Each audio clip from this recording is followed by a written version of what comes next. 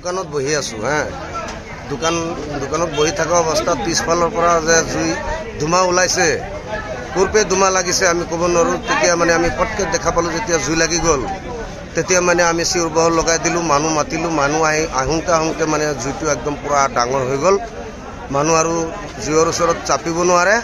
এনে অৱস্থাত মানে ঘৰত আছিল, আমাৰ চিলিণ্ডাৰ আছিল এটা ঘৰত, দোকানত আৰু গেলামাল আছিল, মুনিয়াৰী দোকান আছিল, আমাৰ বাইক মেকাৰ আছিল, আমাৰ কাঠৰ ফাৰ্নিচাৰ আছিল, দুটা কাঠৰ ফাৰ্নিচাৰ আছিল, আৰু এইফালে দুটা এই বাইকৰ মেকাৰ আছিল, হোল্ডিং মেকাৰ আছিল, আমাৰ এনেকুৱা গেলামালৰ দোকান আছিল, চাহৰ হোটেল আছিল।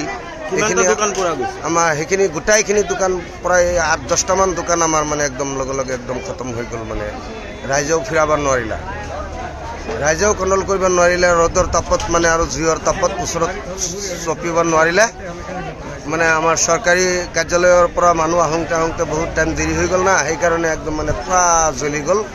মানে আমাৰ নথি পত্ৰ যিমান আছিল, ৰেকৰ্ড পাতি, আধাৰ কাৰ্ড, ভোট কাৰ্ড, মানে আমাৰ পান কাৰ্ড লৈ মানে যিমান স্কুলৰ বহি কিতাপ পুস্তক আছিল, ল'ৰা ছোৱালীৰ টকা সোণৰ মানে অলপ অলংকাৰ পাতি আছিল, চব